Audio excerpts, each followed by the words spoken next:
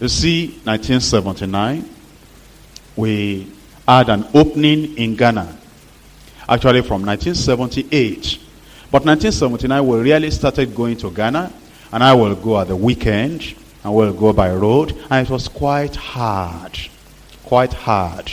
Sometimes at the borders from Togo to Ghana, they will stop us. And they had no place to put us. We'll just stay in the sun there.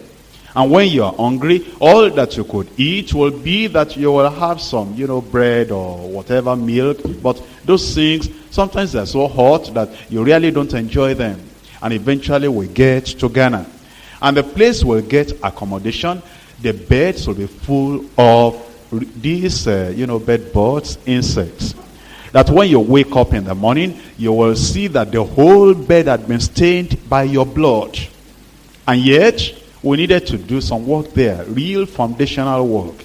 And sometimes I was there. That time I was still lecturing at the University of Lagos. And when you think about it, as a lecturer, I exposed myself to all that type of danger and, bad condition there. And we were there in Ghana, and they closed their borders because they wanted to change their money because of the black market.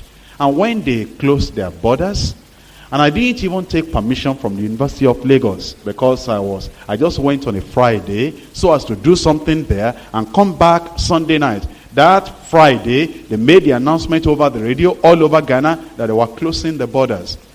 And some of us went to Accra and we pleaded with the officials that, we are not Ghanaians, we don't have your money. They said, well, sorry, if we open the border for you, some of the Ghanaians who are outside, they'll try to sneak in. And they wanted to do that thorough exchange of their cedis, that's of their currency. So we were not allowed.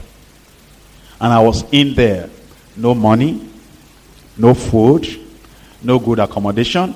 And the place we got, the place was so bad, even in my early childhood days, when I was in primary school, I don't remember sleeping in conditions like that. And of course, when you're a university student, and those days, university was, rated high in the, early 60s. I went to university in 1964 at University of Ibadan, a very good, great university. And, to have been in such a place and be in that place in Ghana, it was hard. Very, very hard. No good food. And, there was no tract for us to use because I didn't go with a lot of tracts. What am I to do now? Immediately I sat down. And since I wrote the tracts in Nigeria here, I could sit down and write new tracts. And the people were lining up in Ghana, in all the banks, because they needed to exchange the old currency for the new currency. Immediately, I wrote tracts on salvation, on evangelism.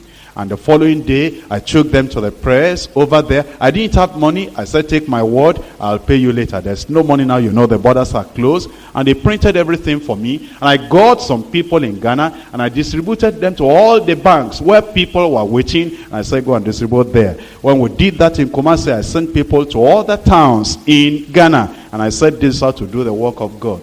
Hard days, but fruitful days. But now, Ghana has established a deeper life. In Accra alone, our church is more than 2,000 in membership. In Kumuyi, our church is more than 1,500. They had a retreat this year, April. You know how many people in the retreat? More than 17,000 at the retreat. But you see, you must be able to endure hardship.